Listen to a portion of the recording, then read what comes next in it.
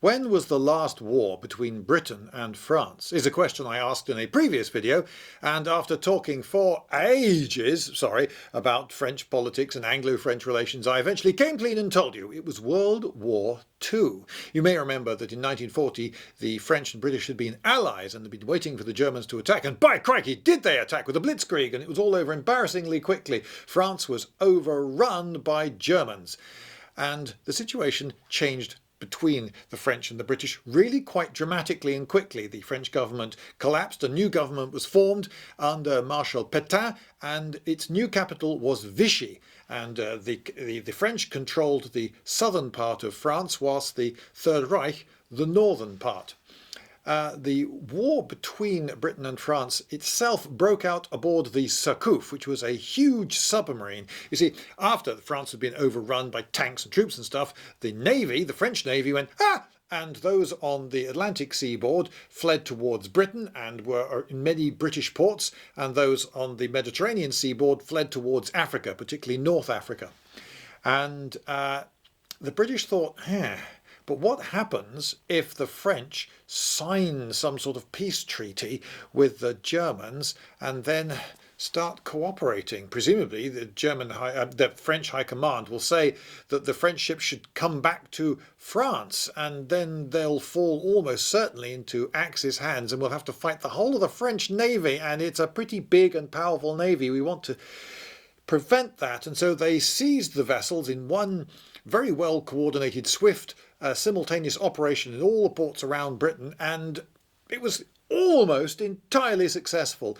Just a few French officers aboard the Surcouf decided that, for reasons of honour or something, who can really say, they had to just kill a few people first, just to show that France didn't give in without firing a shot or something. They didn't have orders to open fire from their immediate commanders, but Laval, who was the commander of the French Navy in France, he was part of the new Vichy French government, he had, as the British had predicted, given orders for those French vessels to sail back to France.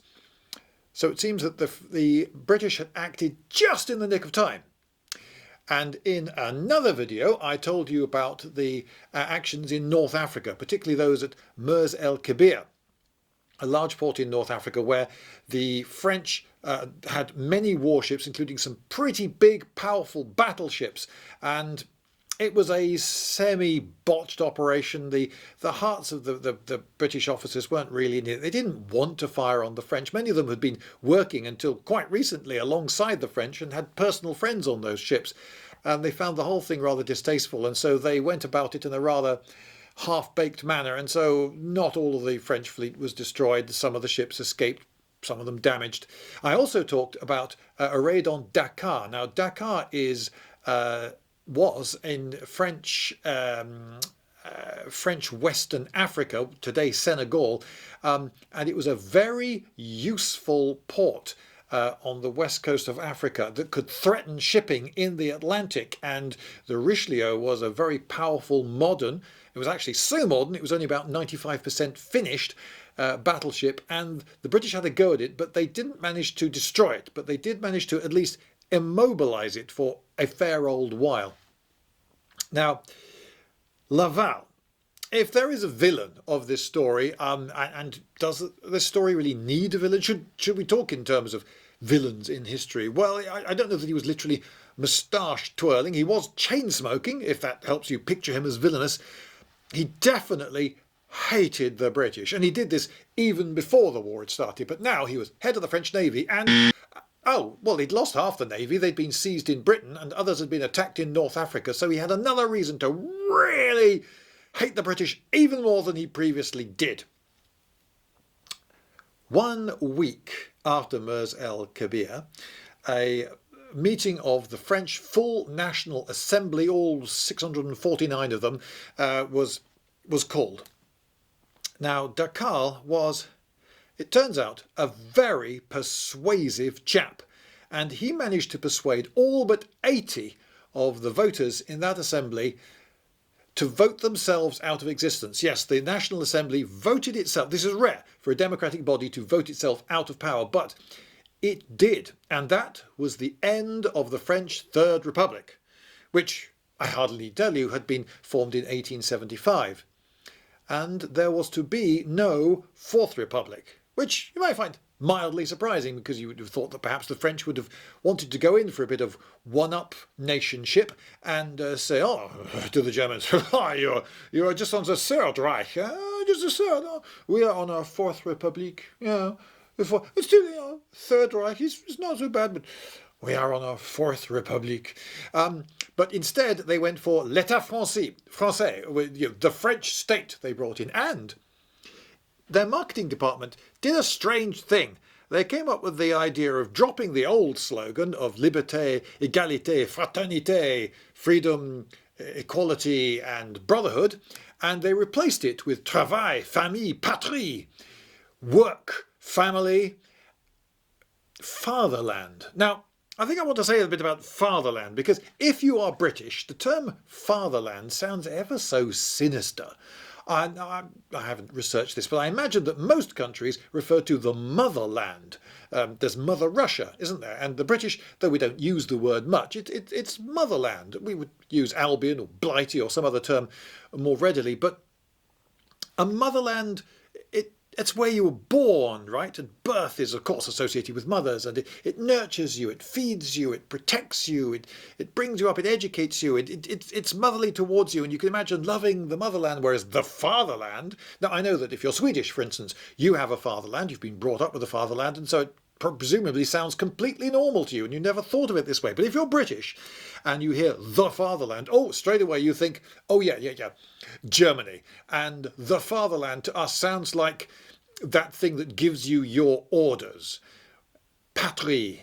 It's where we get, from the same root, we get our word patriotic, but we're not thinking of fatherland when we say patriotic. Anyway, so they voted themselves out of a job, and a new government came in, and it had a council of 12.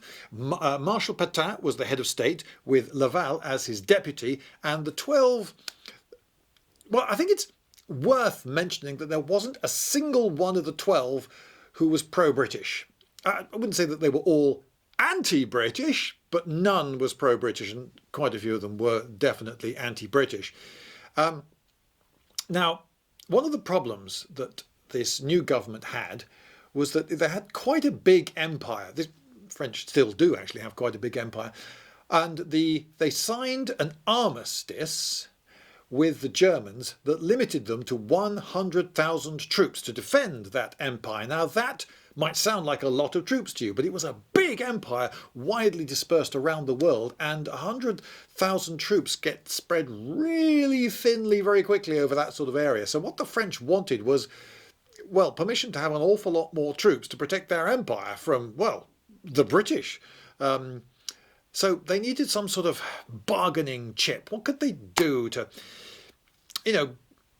get on the right side of the Germans? You see, because they didn't want to see themselves as a subjugated nation. No, they wanted to present themselves, to themselves at least, as an equal partner, an equal Axis power. There was a new world order with France and Germany at the top, and these two new powers would be deciding how things were going to be once of course, perfidious Albion had been dealt with, which would happen very soon. At this point, to the rest of the world, it looked as though Britain would fall very quickly. Certainly the Americans thought it was going to fall very quickly, and I imagine quite a lot of people in Britain thought it was going to fall pretty flipping quickly too. Well, how could they get on the right side of the Germans then? Well, there were the Déicide. The Déicide were the civilian victims of the new regime, if you like. Secret societies? No, they didn't like secret societies. So the Freemasons, for instance, they were out. You can't be doing that sort of thing. I mean, you could be spreading all sorts of ideas. And the Jews, the Jews are a bit sort of inward looking, aren't they? They marry in, and they speak Yiddish to each other, and you don't really know quite what they're up to. So they started passing laws restricting what the Jews could do. One of these, for instance, was that they forbade any Jew from holding any position in the civil service. Now, if you think about how big and important the civil service is and was in France. That is a massive limitation on the career prospects of Jews. And they set up a commission to review the citizenship of all Jews. Should you really be here? Let's review that. And they looked forward to this time in the future when perhaps there would be some sort of they were thinking also about the EU. The EU was actually, and if you want to argue against someone who's really pro-EU, you might just want to remind them, it was actually sort of a Nazi idea, actually, and a lot of the founding figures were Nazis. This is, you can look it up. This is a matter of public record. But the idea of an EU with Germany and France at the top was definitely being mooted at this time. And if you wanted to be a big, influential politician in France at this period, you really needed powerful Nazi friends. And Laval, well, historians who have done a lot more research than I have say that Laval was one of those people who would just support whatever was the current most popular idea and the most powerful group. So right then and there, that was the Nazis. Okay, so he wanted friends amongst the Nazis, and step in Otto Abetz. Otto Abetz was a Francophile, high-ranking German officer, married to a French woman, French-speaking, and he was appointed by Ribbentrop to be the sort of French ambassador. He couldn't actually be the French ambassador, though, because technically France and Germany were still at war. They hadn't signed a surrender, a peace treaty. They had signed an armistice. So technically they were still at war, which means that technically they couldn't have an embassy and an ambassador. So on paper he was called a military liaison officer or the like, but he was really de facto the ambassador. And Laval thought, I want to meet this guy. So he went to Paris and met him, and they got on famously. Oh, they got on so well, and they agreed between them that perfidious Albion had goaded and tricked the French into this unnecessary war, and that the British were the real enemy. And if the French would then cooperate fully with the Germans to finish the British off, then naturally the Germans could look very lenient upon their new allies, the French. So what favours could he do him? Well, Otto Abetz had been given the lovely, I'm being sarcastic, the lovely job of acquiring artwork in France. And he found it particularly easy to acquire artworks that were owned by Jews in France because, well, who's going to come to their aid? Not, as it turned out, Laval and the French authorities. Hitler, the Battle of Britain has started. Hitler offers peace to the British, apparently in seriousness, and a lot of the papers, particularly in Germany, were all were saying that they were worried that the British might actually accept. No, don't offer them peace now. We're just about to beat them. We're about to beat not just the French, but we're about to beat the British as well. It'll be great. Come on. We want to finish the job. And Laval, he definitely wanted war with the British. Now, how do we know this? Well, America at this time was still neutral, and Laval really wanted people to know that he was the man you should be talking to. If you want something done in France, talk to me, because I negotiate directly with high-ranking peers in the Third Reich. And so he invited, for instance, the US chargé d'affaires to his house, which was built on a hill which he claimed was the hill on which Joan of Arc had defeated the English. Let's not go into the details of that, but he had a massive, the Americans saw massive painting of Joan of Arc, banners and armour and all the rest of it, doing precisely this. And he heard Laval talk about how he blamed the British for the French losses during World War One, which was a bit ironic given that he had actually dodged the draft himself in World War One. This guy, he was now head of the French Navy. And at various times he'd used various methods. For a while he couldn't join the army. No, not with my veins, you see, because he had varicose veins Really? Okay, well, he had varicose veins and that did it for a while. And then at another time, oh no, I'm standing in an election to be an MP, so it wouldn't be right, you see, to take me out of the democratic process and force me to the front line, because that would be showing political bias. And you believe in democracy, right? So obviously I have to be exempt. And when that didn't work anymore, at one point he claimed to be a pacifist, and at another time, what was his other ploy? Oh, that's right. He was a lawyer representing trade unions, militant trade unions, and so obviously that was important work, and he had to do that because again you can't bias the political process. So he hadn't actually fought in World War One, which I think the American thought was a bit rich coming from this now warmonger.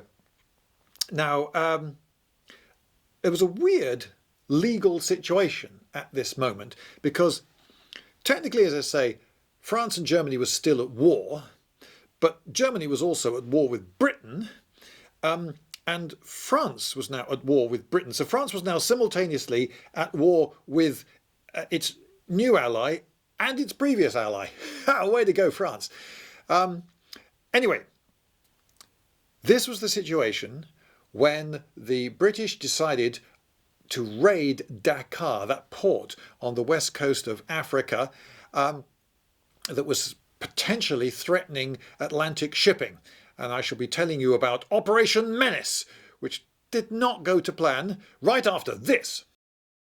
Somewhere out there is the gift we need. But what do you give a guy who's got everything? Something to put it in? No, they've already got that in spades. But I think I know what they want. Something you can't have too much of. What? Whimsy. Whimsy? Yeah. Whimsy. The book, they're calling it, possibly a little immodestly, but it's a hefty tome, although I'd say for its size it's fairly wieldy. It takes 180 topics and gives each a double-page spread with a little bit of text and a lot of whimsical pictures. Whimsy, whimsy, whimsy! It has a very definite art style, which I might call surrealist Victorian sci-fi Heath Robinson steampunk. The topics picked will all be of interest to those trying to rebuild civilization from scratch, although I wouldn't say that this book is really aimed at the die-hard prepper survivalist. I'm ready. But it comes in a nice box and it would sit happily on a fashionable card or coffee table as a conversation piece. Each copy comes with an adoring child who will gaze at you in awestruck wonder as you... Oh, I see. Right. No, apparently the child was just for scale. You just get a book. Will it be cheap? Whimsy don't come cheap, doll. You can't make a hardback, lavishly illustrated 409-page book by over 50 creators, including dozens of artists and no AI, without putting a lot of ink on a lot of checks.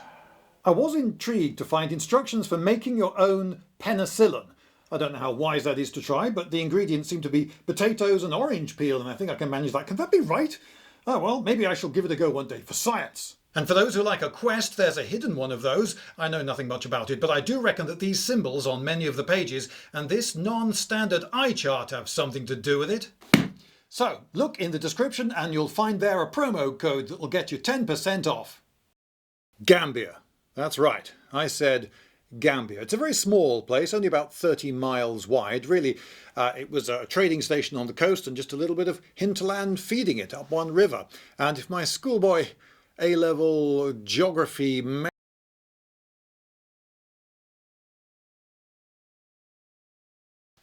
Gambia was run by the British, but Senegal, in French West Africa, was run by the French and completely surrounded it. So the British thought, if we want to insert some Free French pro-de Gaullist agents into Senegal, the way to do it is through Gambia, and this they did. They sent in 3 French officers, and these had 3 missions. They were to recruit more officers to the cause, they were to sabotage enemy communications, and they were to prepare the way for an invasion. This did not go greatly to plan. In fact, pretty much nothing to do with Dakar, and anything I'm going to be saying to you today went to plan. At first, total failure. They couldn't find anyone who was willing to be persuaded to come over to the de Gaullist side. Very far from it. The pro-Vichy feeling was strong. Oh dear. Well, they did have some success sabotaging enemy communications, but on the third thing, they realised that there really shouldn't be an invasion, and what they should be doing is telling other people, no, don't invade, because it's really not going to work here. Unfortunately, they hadn't brought a radio with them, so they couldn't. So that was a bit of a failure. But other attempts at contacting the people high up running things for the French in Africa did go better. For instance, Philippe Leclerc was sent to Chad, and there he was able to liaise with Félix Éboué, a mulatto governor previously governing Guadeloupe. And he there introduced a number of reforms, and by so doing had angered central government in France such that they had given him Chad as something of a punishment posting. But he thought, right, well, I think I know I can get my own back. I can side with de Gaulle. So he did, and that was quite useful, because Chad was a very useful springboard location for other parts of Africa, particularly those run by the Italians. Now, Churchill persuaded de Gaulle that Dakar was the place to go. And as I've said before, he was worried about the U-boat threat in the Atlantic, so he had that. But he was able to describe to de Gaulle this awesome fleet that he could put together and send there that would just be so overwhelming. Can you imagine? The French wake up one morning and they look out to sea and just see battleship grey everywhere and so many guns and funnels and so forth. It would be an awesome sight, and so overawed they would surely come over to de Gaulle's cause, and it would be a great feather in de Gaulle's cap. So what do you think about that? De Gaulle, and this appealed to de Gaulle's ego, and he was persuaded. And the Ark Royal was sent, an aircraft carrier, two slightly elderly battleships, the Barham and the Resolution, 5 cruisers, 9 destroyers and 7 sloops, 5 of them crewed by Free French, as well as 7 repurposed passenger liners that were carrying 6,700 troops, about a third of those French. A couple of them were Dutch, one was Bombay registered. Oh, Evelyn Waugh was on that one, drinking gin in his cabin. And completely against regulations, I'll have you know, writing a diary. You were not supposed to write diaries, because what if the enemy, captured one? It could have all sorts of useful information in it, so it was forbidden. But people wrote diaries anyway, and Evelyn Waugh was one of those, which is, I suppose, just as well for the historians. There was a Polish liner as well, which unusually had an orchestra aboard, just in case, and a couple of Dutch ones. Anyway, so that fleet set off. It was not really the fleet that Churchill had in mind, but it was definitely big enough to do the job. Things went wrong almost immediately. One day out of Scapa Flow, one of the ships got torpedoed and had to turn back. It was replaced, but even so, you can imagine that's not good for morale. How did that happen? Well, a lot of suspicion fell upon French security, which was notably lax. A lot of French officers were found publicly toasting "à Dakar" in Liverpool shortly before the operation was launched. Well, yeah, that wasn't a good sign, nor was it a great sign that de Gaulle went to a gentleman's outfitters in London and ordered a tropical uniform. Oh, I wonder where he's going. Anyway, so things were not going well for a start, but never mind. They got towards Dakar, and there was some bad news. 3 cruisers, and a cruiser is a substantial ship, 3 French cruisers had just arrived at Dakar, just in time. Did the French know? Were they sent there to bolster the defences of Dakar? They couldn't be sure. It seemed to be very bad luck, but when you're with all Allied operations, can you always trust the security of your allies? Maybe that was just bad luck. Now, on the way, the Cumberland encountered a French coaster that was carrying a load of ammunition and rolling stock and so forth. And great, this could be our first catch of the mission. But no, the crew of that coaster, the French crew, scuttled her rather than be captured. They preferred that, and they got into the lifeboats, and the Cumberland, rescuing the lifeboats, found that as they pulled up alongside, the Frenchmen in the boats were saying, "Vive Pétain! Vive Vichy! Vive Hitler! Vive Hitler!" And when news of that got around, people thought, well, it seems that the mood isn't quite as on our side as we'd been hoping. But never mind, you can't turn back a huge fleet just because of you know, a couple of little setbacks like that. So they arrived, and can you imagine the awe, no, it wasn't, because mist, fog. There was a big fleet there, but the French in Dakar were not overawed by the sight of fog. So, yeah, that initial ta-da moment was completely lost, unfortunately. There's just bad luck. You know, sometimes the weather is against you. It's not a particularly foggy place, but it was foggy that day. So then they thought, right, well, let's start with the propaganda mission. And they sent some unarmed planes to fly and land at the airbase in Dakar and liaise with the people there. And they met a commanding officer who came out to meet them and introduced themselves and what their mission was. And he was not impressed one little bit. He was clearly going to raise the alarm, so they grabbed him and tied him up, and then set out a signal saying safe to land, which, in retrospect, perhaps they shouldn't have done. More craft were flying around, dropping leaflets. They're flying around the Richelieu, and some of them were being fired at by the anti-aircraft guns on the Richelieu. Now, the Richelieu was a crippled battleship, but it still had a lot of anti-aircraft guns on it, and they were pretty potent. And so it was anti-aircraft guns versus leaflets which it seems were doing absolutely nothing to persuade the French to come over to the Allied side. More planes landed at the airstrip, and there was something of a reverse, because a team of people found their commanding officer tied up, freed him, and, somewhat irate, then rounded up all the pilots that had landed. So now there were 7 captured airmen at the French airbase at Dakar, and they were searched. And on one of them,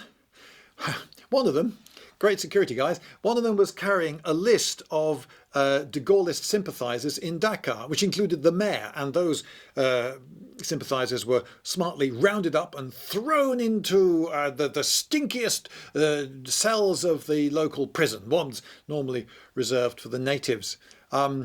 Really not a good start at all. Now, there were 3 signals that had been pre-arranged. There was situation happy. Situation happy was, we've been welcomed with open arms. Everything's going swimmingly. They're opening bottles of wine. They just say, we don't need the paperwork. No, please, absolutely. We're all with de Gaulle, really. We were, etc. That was not the situation. There was situation sticky. Situation sticky was the signal for, yeah, we are being fired at, but maybe it's just token resistance. There's perhaps still room for negotiation. And then there was situation nasty, which was, no, this is a full-blooded defence, and absolutely no chance for negotiations whatsoever. Now, that didn't mean, situation nasty, that didn't mean that the operation was due to be called off. In the event of the signal situation nasty, the British were then going to bombard with the fleet, and they had air cover from the aircraft carrier, and then they were going to send in the British troops. It was thought that with situation nasty, if it was a full-blooded defence by the Vichy French, for world public relations reasons, they didn't want French versus French, so they would not use the French troops and just go in with British troops and all guns blazing. But should they be doing that now? Because was the situation sticky, or was the situation nasty? They couldn't quite decide. Now, enter Capitaine de Corvette Georges Thierry d'Argenlieu, who was a highly decorated officer. His brother was a general who had been killed during the Blitzkrieg in 1940, just a month or two before, and he was a participant in the defence of Cherbourg. He'd been captured. He escaped. He went back to Britain. He joined the Free French. Actually, it was he who had the idea of using the Cross of Lorraine as the symbol for the Free French in World War II, and he had ribbons and everything. So they thought, this is a good guy. We'll send him in. By boat, and he landed at one of the mole number 2, if you're interested, of the harbour, and he would perhaps liaise with the commanders in Dakar port, and he will sort everything out. He's a good chap. So he went in, he landed, and he was given a very frosty and hostile reception. And he thought, oh dear, this is not going well at all. And he and his entourage were exchanging glasses and thinking, well, do we carry on? But then the phone went, and someone went off and answered the phone, and there was a conversation, and then he came back. Oh, monsieur. Suddenly the change in the tone was extraordinary. There was so much more conciliatory, so much more relaxed, and he thought, they're being a bit nice, aren't they? And all the alarm bells sounded in his head, and that was quite right too, because they were just playing for time whilst armed guards were summoned so they could round them all up and take them prisoner.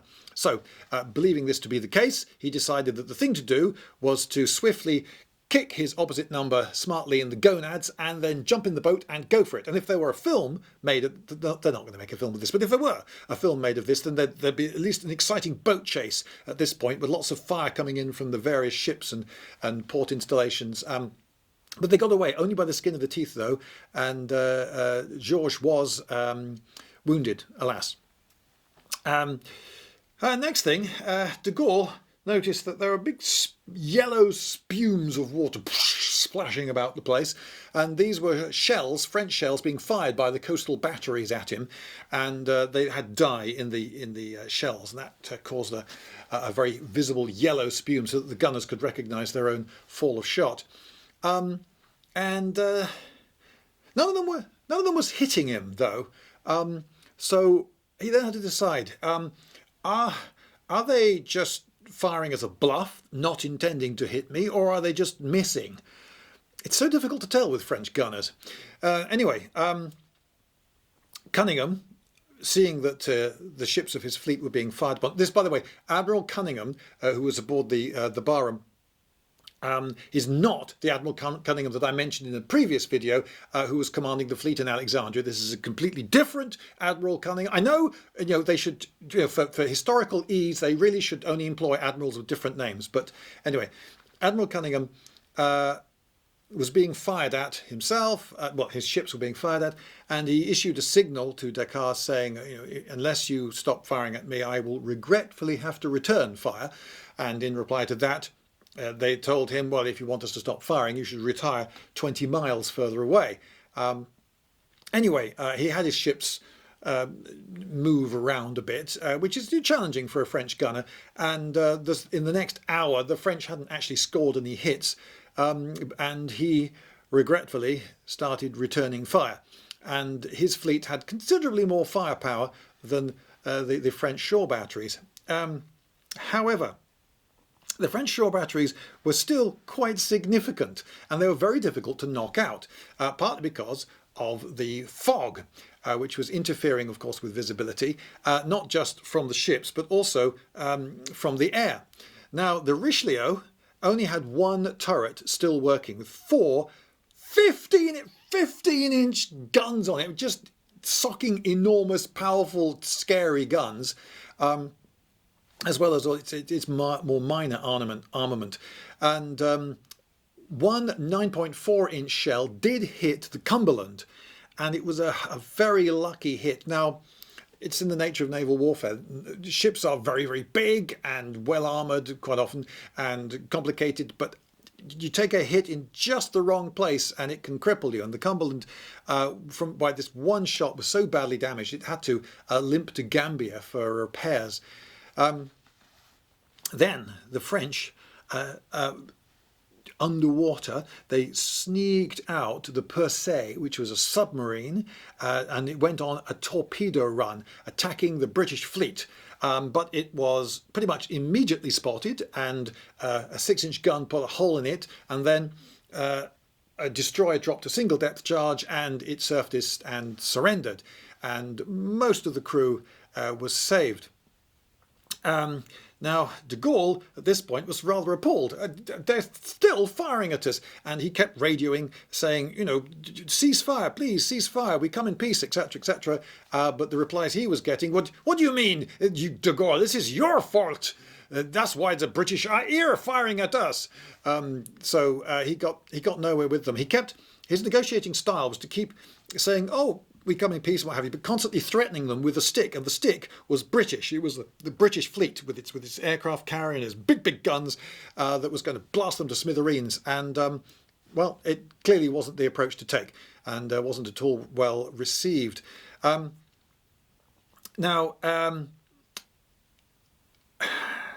it was decided that Charles de Gaulle's plan, which he called Plan Charles, was to be enacted. So because they couldn't land directly at Dakar, Plan Charles was that the French ships would split away and head east for about 15 miles or something and land there, and then walk overland and take Dakar from the land.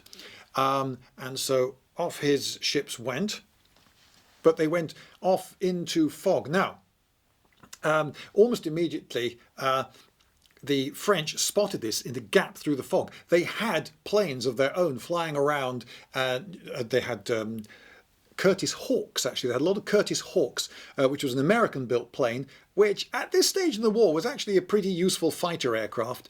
And they got a bit lucky, and through a break in the fog, they spotted this move going off to the east.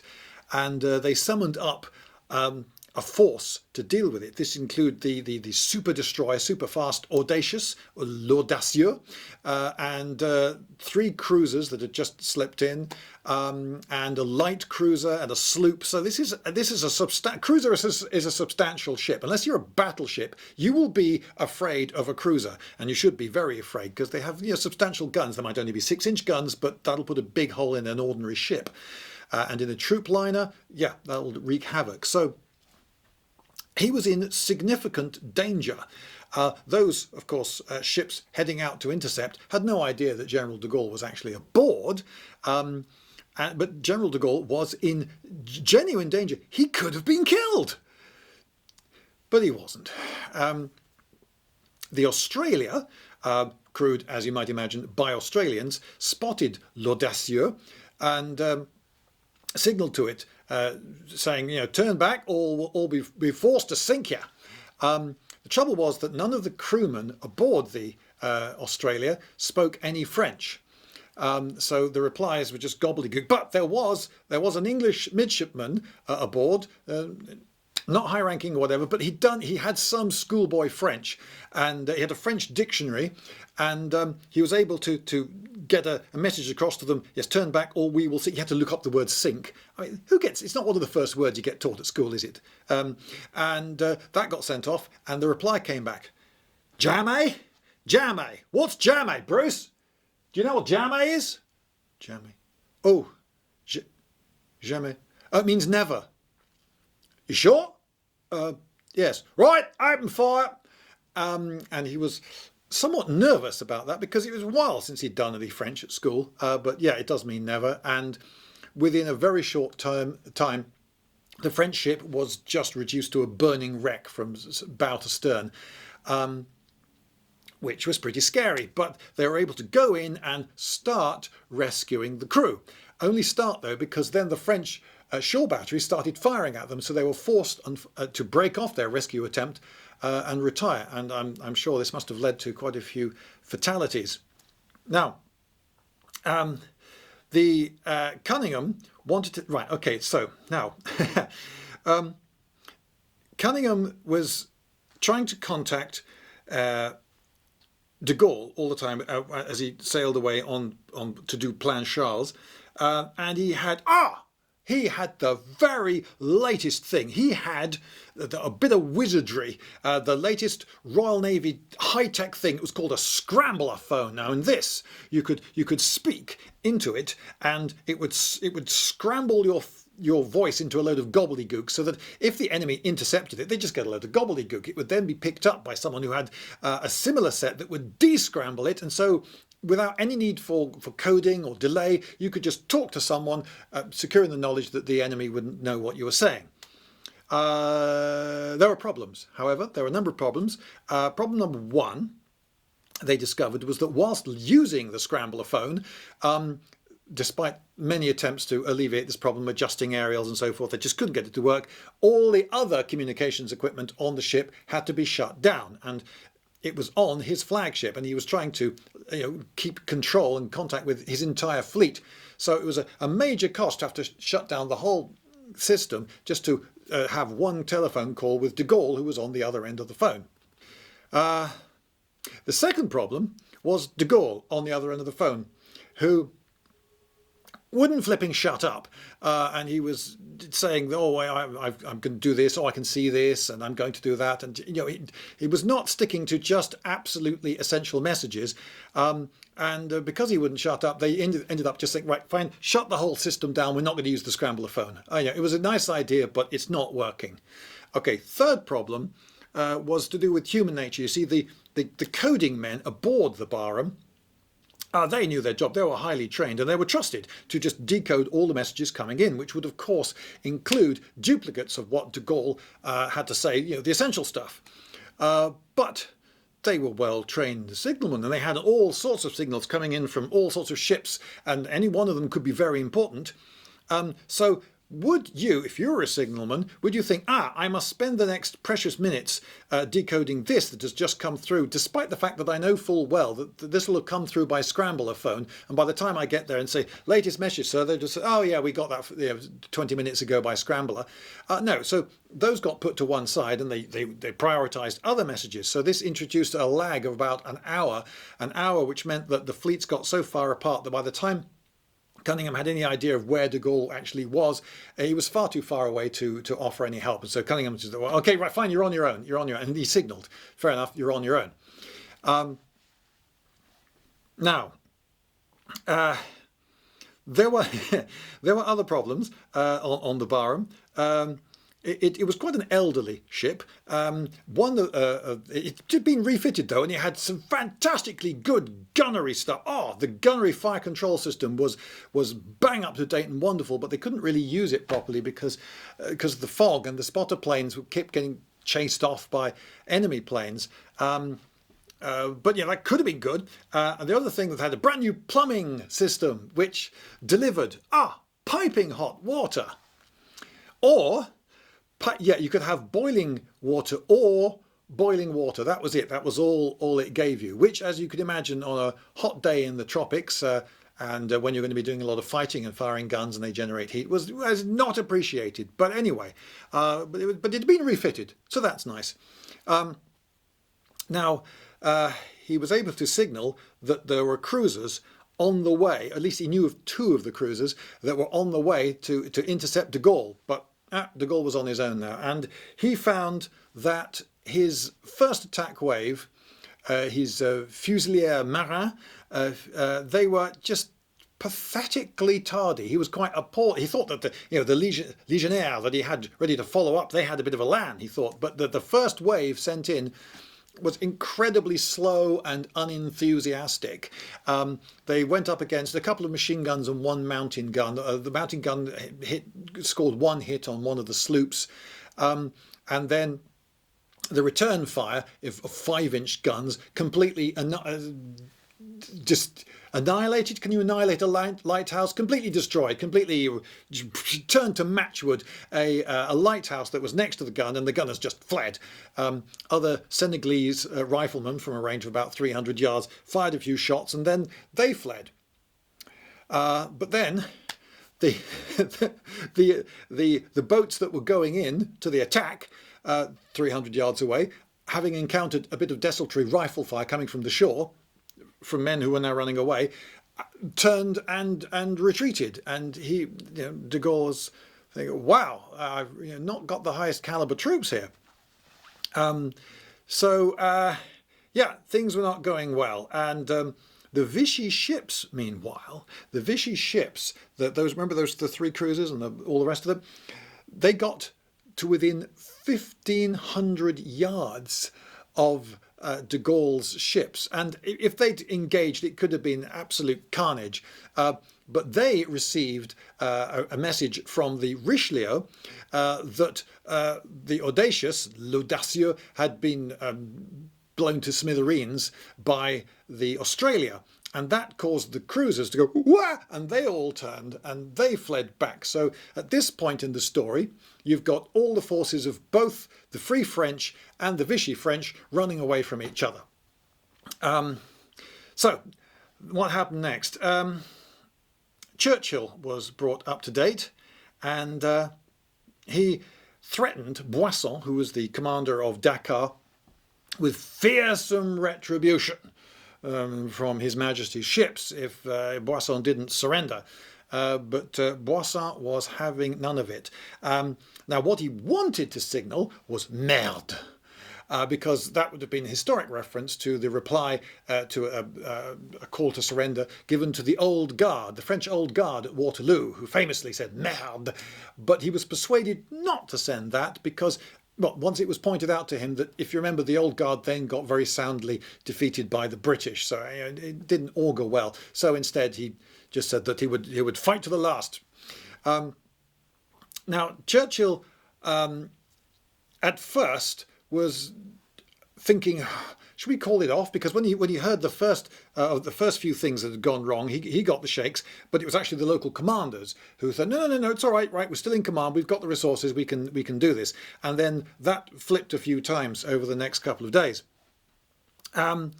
Next, air attack. Various swordfish and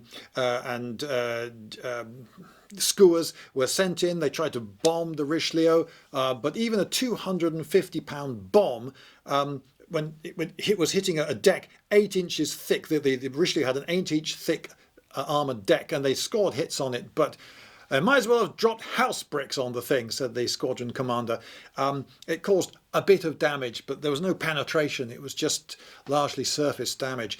That's a negative. It just impacted on the surface. But there was actually an accident aboard the Richelieu.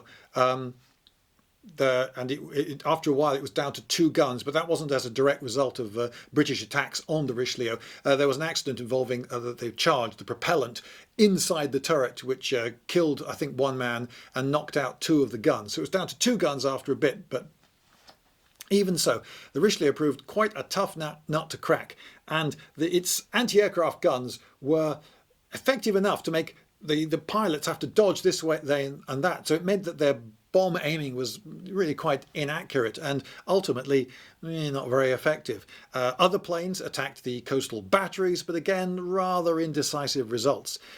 Then there was an attack with 6 swordfish in 2 lines ahead of 3 going in against the Richelieu. To torpedo it, I think, and there was an awful lot of shouting and pointing between the pilots and their number 2s because Curtiss Hawks, American-built Curtiss Hawks, flown by Frenchmen, were coming up behind them, and they shot down 1. 2 more were taken down by the Richelieu's anti-aircraft guns, and the Richelieu still didn't suffer any serious damage. I've read a quite detailed report of how one of the men ditched in the sea. He was later picked up and treated quite well by a French submarine, but he ditched in the sea and he was upside down, and then he could taste petrol in his mouth, and the dinghy that was aboard his, I think it was a swordfish, was upside down, so all the equipment in it, the flares and so forth, he couldn't get to them, so he could, with his broken arm, just climb onto the top of it, and he survived. But another thing was that he was attached by his speaking tube as well, and that caused him a great deal of trouble. So ditching upside down in the water, it was not fun. Anyway, what happened next? So 8 o'clock the following morning, no, that's right, sorry, it was at 6 o'clock in the morning that Churchill didn't get mad from from Boisson, and it was 8 o'clock that they sent out the Ajax. I'm not entirely sure how to pronounce Ajax. Ajax is the spelling. Ajax. How do you say that in French? Ajax? Ajax. Anyway, Ajax. That was sent out and immediately attacked the British fleet, and again it was spotted by a destroyer called the Fortune, and one depth charge saw to it, and it surfaced and waved the traditional white flag.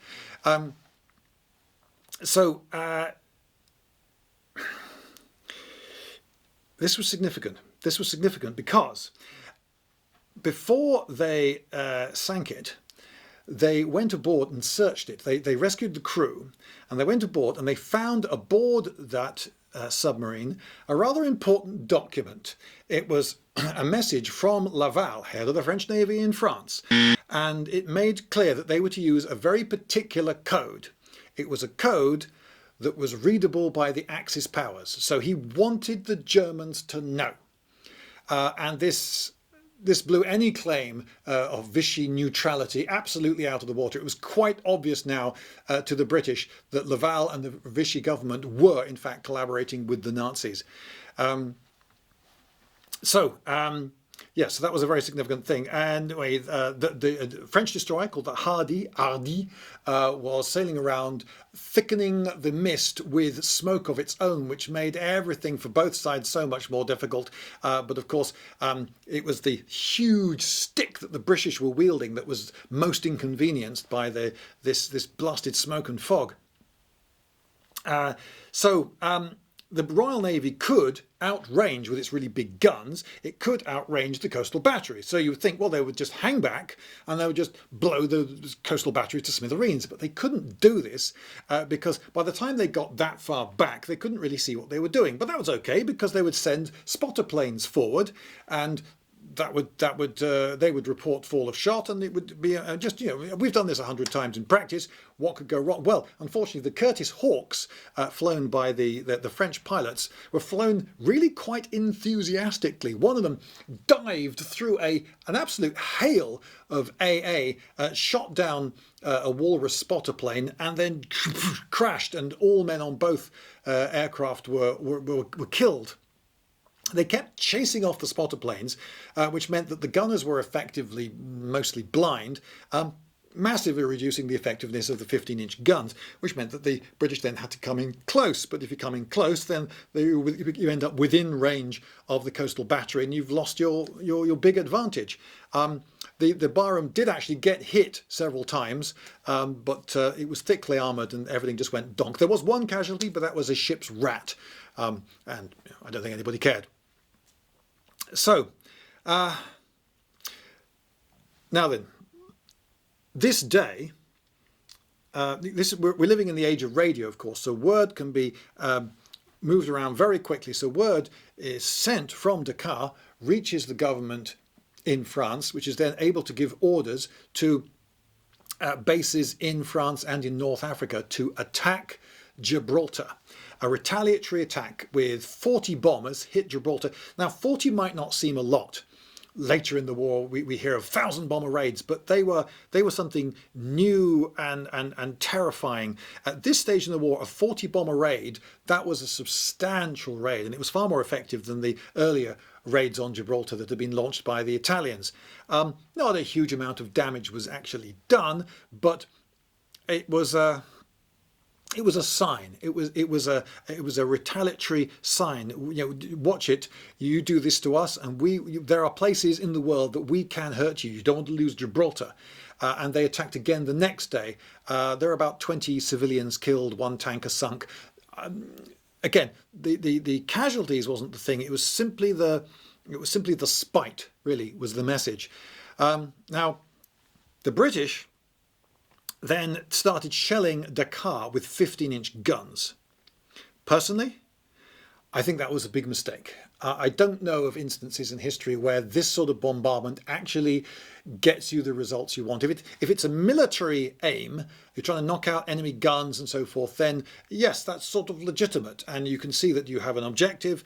But if you're just shelling a town, and so the people that get killed may well be civilians, generally what this does is what it seemed to do in this case, which was just stiffen the resolve of the defenders. Oh, you'll do that, will you? Okay, well, we're not going to give in to you.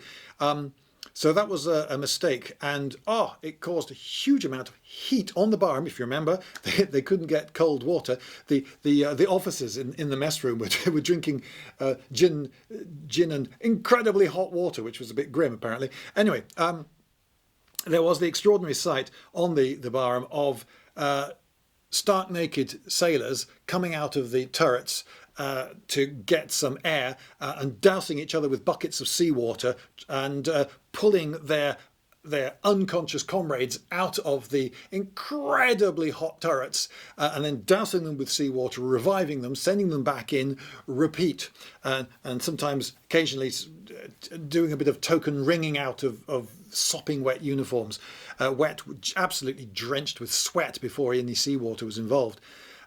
Yes, the heat was terrible. Anyway, Pétain from Vichy sent a congratulatory signal in, and this was intercepted by the British and immediately decoded.